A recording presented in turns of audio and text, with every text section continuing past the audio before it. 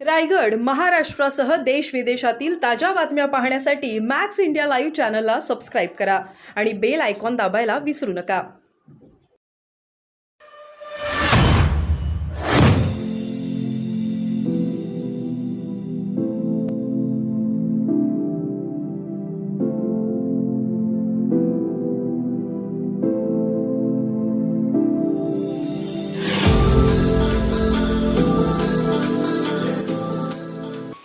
अभी देखिए, राज ठाकरे अभी अभी विदेश घूमकर आए हैं. राज्य की स्थिति क्या है उनको अभी समझ लेना चाहिए. भारतीय जनता पार्टी को या जो महाराष्ट्र के दुश्मन है, मराठी आदमी के दुश्मन है, जो मुंबई और महाराष्ट्र को हमेशा लूटना चाहते हैं, ऐसे शक्तियों को मदद करने का एक भूमिका हमेशा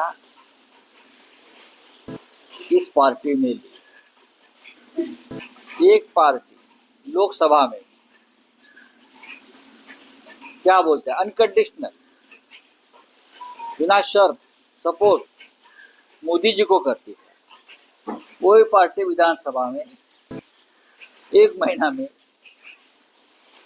हम क्या सभी सीटें लड़ेंगे, किसी को मदद करना चाहते हैं, और वो भी मोदी जी को मदद करना चाहते हैं या अमित शाह जी को मदद करना चाहते हैं, जो महाराष्ट्र के दुश्मन है. ऐसी शक्ति महाराष्ट्र में है जो दिखाते क्या करते हैं. हम उनके ऊपर ज्यादा टिप्पणी नहीं करेंगे. उनकी पार्टी है, वो अपने पार्टी के मालिक है. लेकिन शिवसेना उद्धव बालासाहेब ठाकरे जी के नेतृत्व में महाराष्ट्र के ये शत्रुओं से हमारी लड़ाई जारी रहेगी. और हम ये लड़ाई जब तक हम महाराष्ट्र में हमारी सत्ता नहीं लाते तब तक ये लड़ाई जारी रहेगी. महाविकास आघाड़ी बहुत मजबूती से ये चुनाव लड़ेगी. सर, आपने कहा कि तीन नेता, एक प्रधानमंत्री, दूसरे अमित शाह और तीसरे देवेंद्र फडणवीस, जब से ये आए हैं सत्ता में, महाराष्ट्र में एक गंदी राजनीति शुरू हो गई है. पूरे देश में इस तरह से गंदी राजनीति, क्या कहना है? नहीं, उसमें ये तो मैं नहीं कहता हूँ, पूरा देश कहता है. मोदी जी प्रधानमंत्री हो गए उसका मतलब ये नहीं को चुनाव जीत के प्रधानमंत्री हो गए. मोदी जी और उनकी पार्टी चुनाव हार गई. ये एनडीए का फंडा बाद में आया. ये एनडीए का फंडा पहले नहीं था. मोदी जी ने बहुमत गंवाया. मोदी जी अल्पमत में आने के बाद ये एनडीए का भजन शुरू किया. तो आप ये स्वीकार करिए कि मोदी जी चुनाव हार गए हैं और मोदी जी चंद्रबाबू नायडू और मिस्टर नीतीश बाबू, ये दोनों को आपने देखा होगा, ये दोनों को बहुत बड़ी फिरौती देकर, हमारे यहाँ खंडनी बोलते हैं, देकर अपनी कुर्सी बचा रहे. चुनाव बजट में जिस तरह से जो पैसा ये दोनों को दिया है, ये कुर्सी बचाने के लिए. जैसे मोदी अपने आप को क्या नॉन बायोलॉजिकल व्यक्ति मानते हैं, वैसे ये बजट भी नॉन बायोलॉजिकल है. और पूरा जो पैसा है कुर्सी बचाने के लिए ये दोनों को दिया. बोला ठाकरेंनी सांगितलं की बिनशर्त पाठिंबा त्यावेळेस दिला होता, मात्र आता फक्त 250 सीटा लढवणार. त्यातच त्यांचं म्हणणं आहे की लाडका व लाडकी बहीण एकत्र आल्यास पक्ष टिकला असता. आपलं पक्ष टीका त्यांनी सुप्रिया सुळे आणि अजित पवारांवरती केलेली आहे. बघा, राज ठाकरे माझ्या माहितीप्रमाणे नुकतेच परदेशातून आलेले आहेत. बराच काळ ते परदेशात होते. त्याच्यामुळे या राज्यामध्ये काय चाललंय समजून घ्यायला त्यांना थोडा वेळ लागेल. काही दिवसापूर्वी त्यांनी महाराष्ट्राचे आणि मराठी माणसाचे शत्रू नरेंद्र मोदीजी आणि अमित शहाजी यांना बिनशर्त पाठिंबा दिला होता. बिनशर्त म्हणजे शर्ट काढून उघडा पाठिंबा दिला होता असं उद्धवजींनी तेव्हा सांगितलं. म्हणजे बिनशर्त पाठिंबा दिला. जणू काय महाराष्ट्रावरती फार मोठे उपकार करण्यासाठी मोदी आणि शहांचा जन्म झालाय. ज्या मोदी शहाना महाराष्ट्रात पाय ठेवू देणार नाही असं ते म्हणाले होते, त्यांना त्याने बिनशर्त पाठिंबा दिला. याचा सगळं आलं. आणि आता फक्त एका महिन्यात त्यांची भूमिका बदलते आणि ते 288, 225 काय ते जागा लढणार आहे. हे आश्चर्यकारक आहे खरं म्हणजे, पण हा त्यांचा पक्ष आहे, त्यांच्या भूमिका आहे. आणि महाराष्ट्राच्या विधानसभेत अपशकुन करण्यासाठी महाराष्ट्राच्या स्वाभिमानी पक्षांना ही पावलं उचलली जात आहेत का हे पाहावं लागेल. अर्थात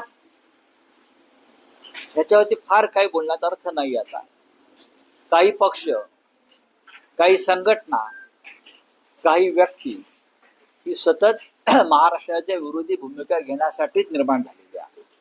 मात्र त्यांचं म्हणणं आहे की लाडकी बहीण लाडका भाऊ एकत्र असते तर पक्ष टिकला असता. त्यांनी असं देखील उल्लेख कोणाचा पक्ष टिकला असता? राष्ट्रवादी. राष्ट्रवादी काँग्रेस पक्ष पहिल्यापेक्षा जास्त मजबूत आहे. म्हणून म्हटलं ते परदेशामध्ये होते खूप काळ. ते खूप काळ परदेशात राहिल्यामुळे त्यांना इकडलं परिस्थिती माहीत नाही. राष्ट्रवादी पक्षानं, शरद पवार यांच्या राष्ट्रवादी काँग्रेस पक्षानं कधी नवे इतकं मोठं यश मिळवलं आहे.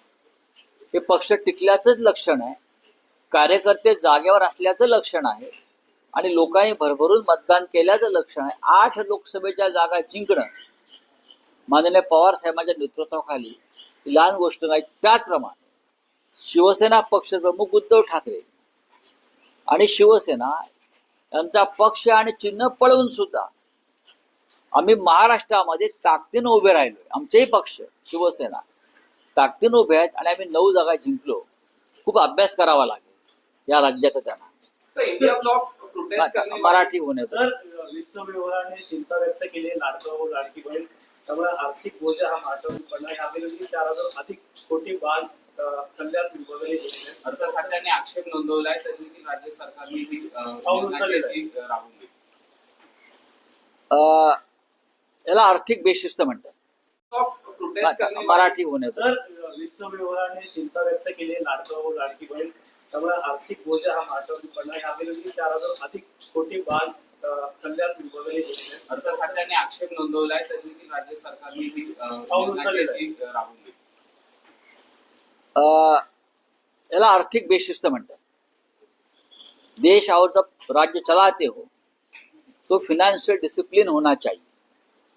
आप चुनाव जीतने के लिए आपके तिजोरी में पैसा नहीं, आपके कटोरे में पैसा नहीं, और आप बड़ी बड़ी योजना की घोषणा करते हो, उसे डिसिप्लिन नहीं कहते. पर कहाँ से पैसा लाओगे इस बारे में आपके पास कोई योजना नहीं. चुनाव खत्म होने के बाद योजना आप बंद करोगे क्योंकि सरकार भी बदलेगी, सरकार आपकी नहीं रहेगी. तो एक प्रकार से करप्शन है. हम तो ये चाहते हैं कि जो हमारी लाडली बहन है उसके खाते में 10,000 जाना चाहिए. उनको सबसे ज्यादा घर चलाने वाली वो महिला होती है. जो महंगाई है, चाहे सिलेंडर हो चाहे और कोई हो, तो उनको ज्यादा पैसा मिलना चाहिए. आप ग्रेजुएट को 8,000, 12वीं पास को 6,000 और लाडली बहन को 1500 ये अपमान क्यों कर रहे हो? चलिए, थैंक यू. मुंबई हायकोर्टात धाव घेतली शिंदे गटाने अपात्र आमदार संदर्भात. सोडून द्यावं. ते आता निवडणुकीत हरणार आहेत. त्यांना सुप्रीम कोर्टानं अपात्र ठरवलंय. आता ही 2 महिन्यासाठी धावाधाव करून ते काय मिळवणार आहे? सर्वोच्च न्यायालयानं जर संविधान आणि घटनेचं मान राखला तर 24 तासामध्ये सगळे अपात्र ठरतील. त्यांचा पक्ष, त्यांचं चिन्ह हे गोठवलं जाईल. चला. इंडिया ब्लॉक प्रोटेस्ट करने वाला है. अरविंद केजरीवाल की तो हेल्थ को लेकर जेल में बंद है. 30 तारीख को जंतर मंतर पे क्या कहना है? देखिए, ये बहुत ही गंभीर बात है कि एक राज्य के मुख्यमंत्री अरविंद केजरीवाल चुने हुए मुख्यमंत्री है, बहुमत वाले मुख्यमंत्री है. मोदी जैसे अल्पमत वाले प्रधानमंत्री जो है वैसे वो नहीं है, उनके पास पूरा बहुमत है. फिर भी आपने उनको जेल में बंद कर दिया है. निचली अदालत ने उनको जमानत दी है, फिर भी आपकी सीबीआई जाकर उनको छोड़ने को तैयार नहीं. तो इंडिया ब्लॉक की मीटिंग में ये तय हुआ है कि केजरीवाल की जो तबीयत है, उनकी हेल्थ है, जो दिनों दिन खराब होती जा रही है जेल में, तो पूरे देश को उस बारे में अवगत करने के लिए हम जरूर एक आंदोलन करने जा रहे सर हैं। बिल्डर अजय अश्विन आहे त्यांनी बँद्रामध्ये 172 कोटींचा फ्लॅट